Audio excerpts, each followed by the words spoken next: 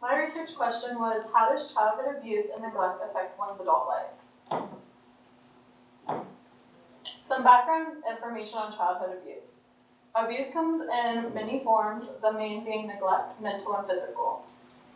People who deal with childhood abuse are the CPS services, and they deal with 3+ million cases a year.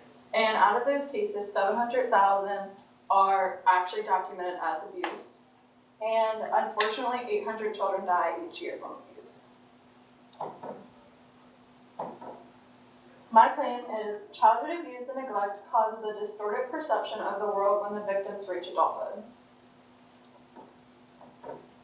The sources I used were source A, Through the Looking Glass by Lewis Carroll. And the reason I chose this source was because Carroll showed Alice in her new reality, which showed that she had hardships in her childhood that needed her to make a new one.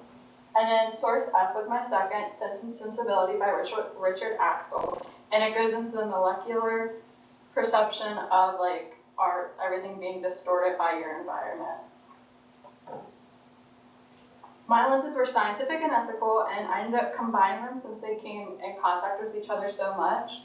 And some important data points are crime rates are 15 to 20% higher for victims of child abuse, and 80% of suicides are attempted by victims.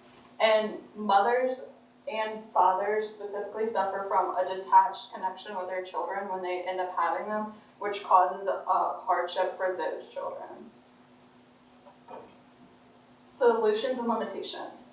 There are many solutions, but all these solutions are very hard to enact when dealing with child abuse, which would be the child protective service workers would be given shorter hours and higher wages so they could focus more on the children instead of the piles of work they have on their desk. And another one would be mental and psychiatric help for victims so they would not have to suffer alone and think about suicidal thoughts. But limitations come in wages, would be hard to find money, the same with the psychiatric help, paying the doctors that are seeing them, and also the process of rerouting schedules for those CPS workers would come in play, and as well as psychiatric help cannot be given to anyone who has not documented their abuse, which many children do not.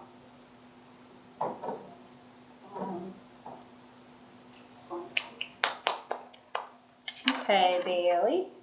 So how valid and reliable are the sources that you used, and how do you know, and which sources didn't work? So I got almost all of my sources from databases, and my most credible was probably Richard Axel, saying as he's a Nobel Prize winner, and he actually teaches at universities about the perceptions. All of them I would say was pretty credible, minus Lewis Carroll, but I still used him because he showed a connective thing with the child instead of just a scientific, and he ended up working somewhat with me.